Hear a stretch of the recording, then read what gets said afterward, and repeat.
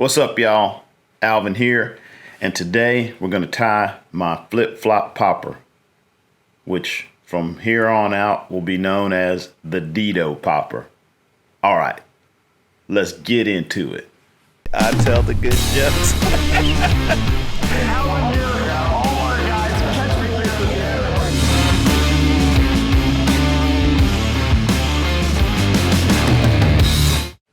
Okay, so this is a super simple pattern. Your classic guide fly. It's easy to tie, it's cheap, and most importantly, they catch fish. Okay, so there's the fly. Let's back up a little bit here. Materials, super simple. All you need is 2 strips of foam, 1 strip 3/4 of an inch, 1 strip 1/2 inch. And that's just based on the size of your hook. I'm using a hook that is about 1 inch long, so the 3/4 inch foam is going to cover most of the shank of the hook. So that's kind of the object. That's kind of the reason why I'm going with the measurements I'm going with. If you have a different size hook, obviously you will have different measurements. Just for example, here's a larger version of the fly. You guys see that? Obviously bigger hook, longer hook, so bigger piece of foam. The only other materials you need to make this fly is some type of tail material, if you guys can see that, and doll eyes, and maybe or maybe not. Some people prefer the weed guard. Some people prefer not to have the weed guard. You can make it either way. All right, so super simple here. Oh, and super glue. I like this gel control stuff. It's a little thicker. It's a little bit easier to work with. So yeah, that's what I use.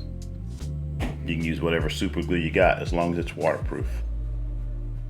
All right, we're gonna put the hook in there. Thread color doesn't really matter because the thread is going to mostly be covered by the foam, so you're not really going to see the thread, so you can use whatever color thread you got handy. This is really the only tying part of this fly, and that's attaching the tail and whether or not you're going to use a weed guard.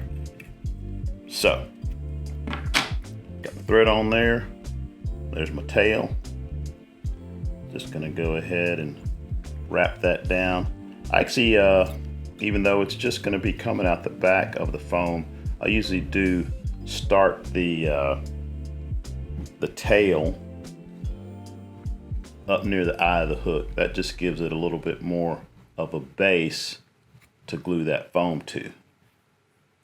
So if you're not gonna put a weed guard on, you can stop tying there. I'm gonna go ahead and put one on just to show you guys how I do it. Basically take my weed guard material.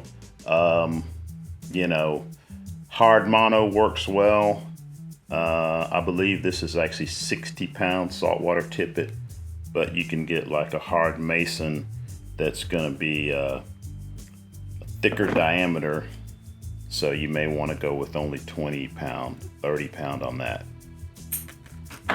So you make a little V. Let's make sure you guys can see that. Just make a little V with that mono.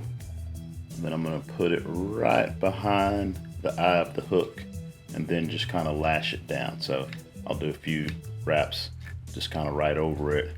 Then I'll go back the other way. Make a few wraps. You kind of gotta get it to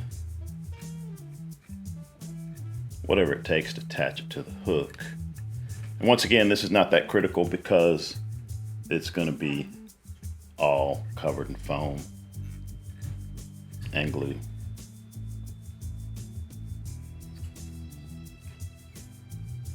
All right. So that's probably good enough right there. Maybe give it a couple wraps in front to kind of tie it down. And at that point, you can just go ahead and whip finish it. You're done with the tie-in portion of this fly. From here on out, it's all craft making. It's all glue. Okay. In reality, you don't even have to whip finish it. You could just cut your thread off here, because what's going to happen is all this stuff's going to just get glued down.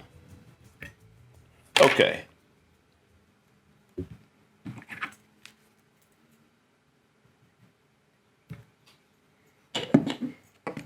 All right, so then I'm going to take my 3/4 inch piece of foam and just kind of fold it under.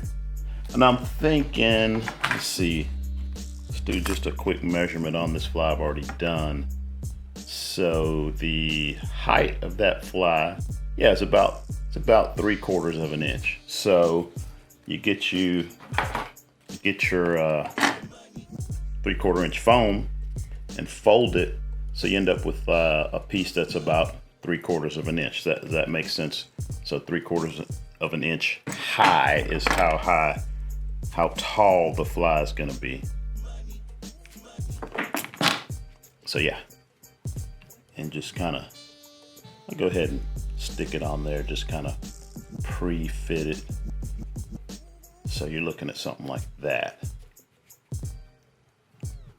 Don't worry if it's not perfect. I don't really concern myself too much with having this fly look perfect.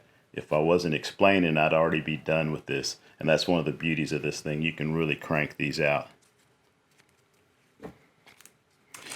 So here we go with the glue.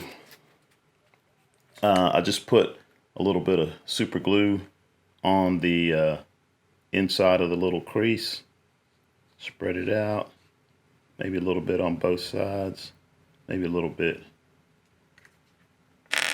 Careful, don't glue your fingers together. And then you just kind of got to work it in between the weed guard and the point of the hook. Pinch them together, pull it up, get it nice and snug. And getting close to being done here. All right, so at this point, what I usually do is take my scissors and kind of give that thing a little bit of a taper, like so. So just kind of trim it off. Let's see, maybe with some bigger scissors. If you want to get fancy, you can make it curved or whatever, but I usually just keep it simple. Boom. Now that looks a little tall to me. So what I'm going to do is just trim it off a little bit on the top. That's a little bit more what I'm looking for right there, shape-wise. All right. So then I'll take my piece of 1/2 inch foam and just fold it over, kind of get a test fit. That looks pretty good. I'll just bring it back over here. Clip that off. Not sure what the measurements are for that little piece, but you can see it's just as high as the fly is. So put a few drops of super glue, maybe put a drop or two here on the top, put a couple of drops on this side, put a couple of drops on this side, and then just slap it on top.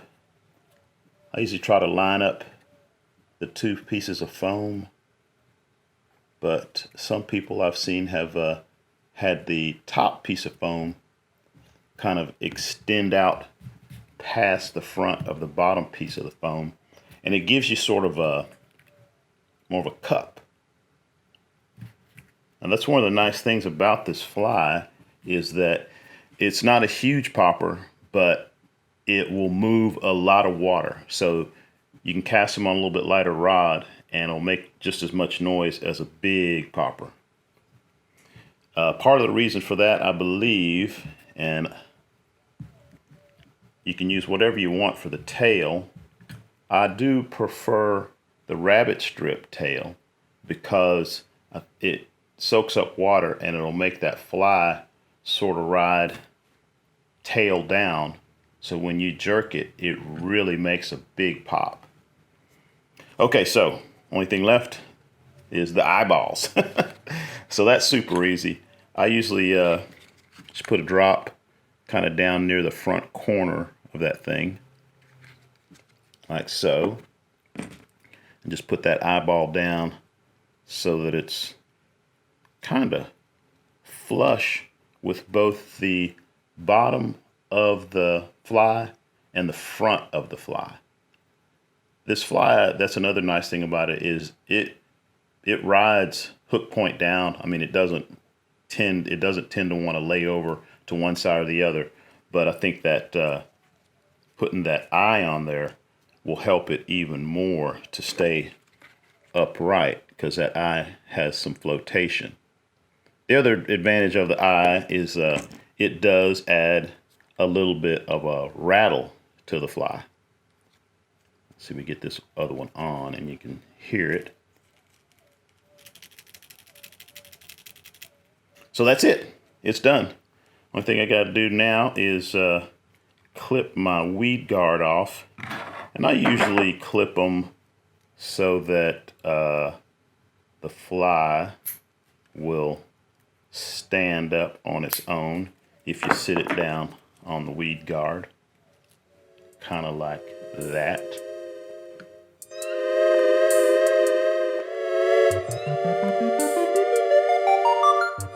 That was fun. If you enjoyed it, please give me a thumbs up. If you really enjoyed it, you can subscribe to the channel. If you hated it, give me 2 thumbs down. Either way, I just want to tell everybody, good luck on the water.